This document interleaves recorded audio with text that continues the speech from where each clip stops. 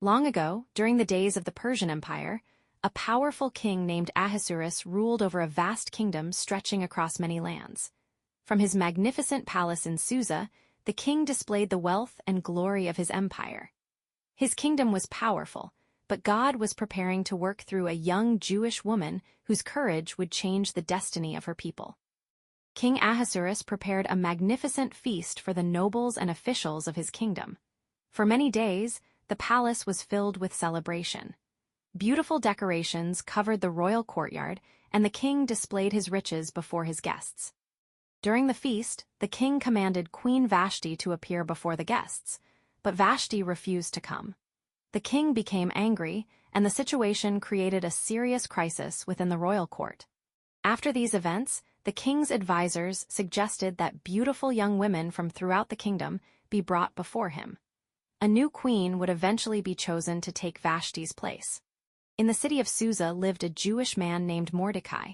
He belonged to the people of Israel who had been carried away from Jerusalem. Mordecai had a young cousin named Hadassah, whose Persian name was Esther. Her parents had died, and Mordecai had raised her as his own daughter. Esther was beautiful and graceful, but her greatest qualities would soon prove to be courage, wisdom, and faithfulness. Esther was brought into the royal palace along with many other young women. Mordecai had instructed Esther not to reveal that she was Jewish. Esther listened carefully to Mordecai and kept her identity secret. Esther found favor with Hegai, the keeper of the women. He treated her kindly and provided what she needed. Esther's humble character distinguished her from the others. When Esther was brought before King Ahasuerus, the king was pleased with her more than with the others. He placed the royal crown upon her and made Esther queen. A great celebration followed throughout the kingdom. Meanwhile, Mordecai sat near the king's gate. There he discovered a dangerous plot against the king. Mordecai reported the plan through Esther, and the matter was investigated. The plot was stopped, and everything was written in the royal records. After these things, King Ahasuerus promoted a man named Haman above the other officials. The king commanded everyone at the gate to honor Haman, but Mordecai would not bow before him. Haman became furious when he learned that Mordecai was Jewish. His anger grew beyond Mordecai himself. Haman decided to seek the destruction of all the Jewish people throughout the kingdom. Haman persuaded the king to issue a decree against the Jewish people. The decree was written and sent throughout the kingdom. When Mordecai heard the news, he tore his clothes and mourned deeply.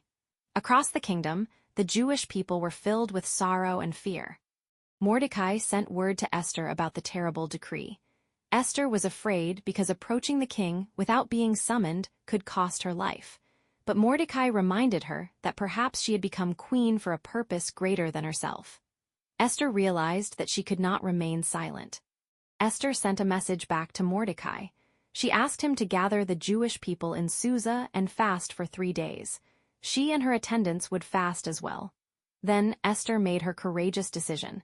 She would go before the king, even though it could cost her life. On the 3rd day, Esther put on her royal robes and stood in the inner court of the palace. King Ahasuerus saw her. Instead of rejecting her, the king extended the golden scepter toward Esther. Esther had found favor. The king asked Esther what she wanted. Esther did not immediately reveal Haman's plan. Instead, she invited the king and Haman to a banquet she had prepared. At the banquet, Esther invited them to another banquet the following day. Haman left the banquet feeling proud. He had wealth, power, and the favor of the king. Yet when he saw Mordecai refusing to honor him, his anger returned. Haman's pride consumed him, and he prepared a plan against Mordecai. That night, something unexpected happened. The king could not sleep. He ordered the royal records to be read to him. The records revealed that Mordecai had once saved the king from a plot. The king realized that Mordecai had never been rewarded. King asked Haman what should be done to honor a man whom the king delighted to honor. Thinking the king meant him, Haman suggested a grand public honor. But then the king commanded Haman to give that honor to Mordecai. Haman was forced to lead Mordecai through the city in royal honor. Haman returned home humiliated and troubled. His advisors warned him that if Mordecai was Jewish, Haman's plans might ultimately fail. Before he could recover, the king's officials arrived to take him to Esther's second banquet. The second banquet, the king again asked Esther what she desired. Esther finally revealed the truth. She told the king that she and her people had been condemned to destruction. The king demanded to know who had planned such a terrible thing.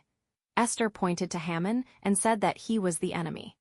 The king became furious with Haman. Haman pleaded with Esther for his life, but the king's anger had reached its end. Haman's evil plan against Mordecai had turned against him. Haman's position and wealth were given to Esther and Mordecai, but one problem remained. The king's original decree could not simply be erased. Esther courageously pleaded with the king to protect her people. King gave Mordecai authority to write a new decree. The Jewish people were given permission to defend themselves against those who intended to attack them. Royal messengers carried the new decree throughout the kingdom. Mordecai left the king's presence wearing royal garments. Throughout the kingdom, the Jewish people celebrated with joy and relief. What had begun as a time of sorrow was becoming a time of hope. When the appointed day came, the enemies of the Jewish people were unable to overcome them. The Jewish people protected themselves, and their enemies were defeated.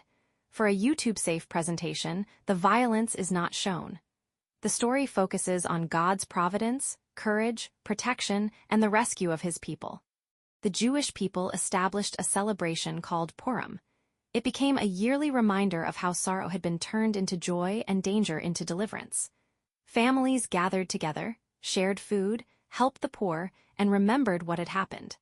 Mordecai became second in authority to King Ahasuerus. He worked for the good of his people and spoke peace to all his nation. Esther's courage and Mordecai's faithfulness had helped save an entire people.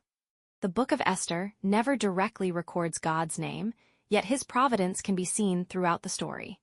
Esther was placed in a position of influence at exactly the moment her people needed courage. Mordecai remained faithful when others pressured him to compromise, and when everything seemed hopeless, deliverance came through unexpected circumstances. The story of Esther teaches us that courage is not the absence of fear. Courage means doing what is right even when we are afraid. Esther could have remained silent, but she chose to speak. Mordecai refused to compromise his convictions, and through their faithfulness, an entire people were preserved. Sometimes God places us exactly where we need to be for a purpose greater than we can see. You may be in your position for such a time as this. When the moment comes, choose courage, choose faithfulness, and trust that God is working even when his work is hidden from your eyes.